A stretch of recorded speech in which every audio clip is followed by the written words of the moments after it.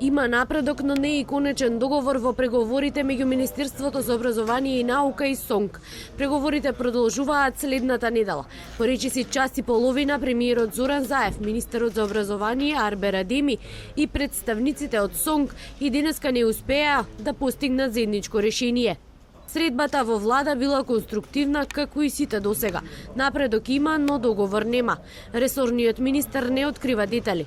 Дали е можно прифаќање на сите услови на синдикатот на просветните работници, но рече дека се разгледуваат сите опции кои што се во согласност со можностите на владата.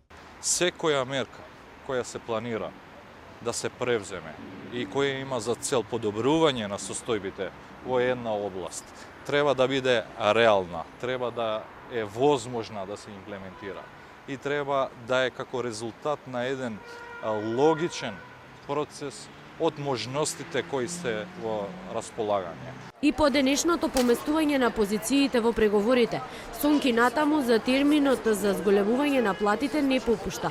Председателот Јаким Недалков вели покачувањето мора да почне на 1 јануари следната година. Но процентот, колкаво да биде покачувањето, е предмет на договор и компромис. Ако нема договори следната недела, евентуалниот генерален штрајк, што го најавија за 11 ноември, нема да го пролонгираат.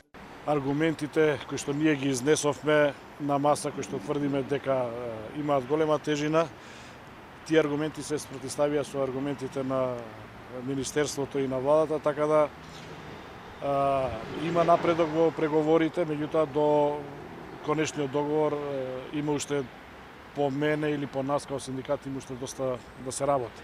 Дека се блиску до договор со СОНК потенцираше и премиерот Зоран Заев, кој најави и носење на буџетот следната недела. И додека се чека да се види колкави зголемувања се предвидени со буџетската рамка за до година, во предизборие темата за повисоките плати на просветните работници и натаму останува отворена. Намерата е владата идната седница, ако биде се готово да го усвои, не знам дали вторник, четврток, петок, ако се биде готово да го усвоиме. Знам дека до денеска е рокот Министерството за финансии да го достави до владата. СОНК минатата недела едногласно го одби предлогот на владата, наместо од април. Поголеми плати побараа од јануари 2020. Дополнително бараат измена на колективните договори за основно и средно образование. Ако владата и надлежното министерство до 10 ноември не ја променат својата одлука, тогаш на 11 ноември СОНК најави генерален штрајк. Досега во изминатите 2 години платите на просветните работници се покачени 2 пати, и тоа за по 5%.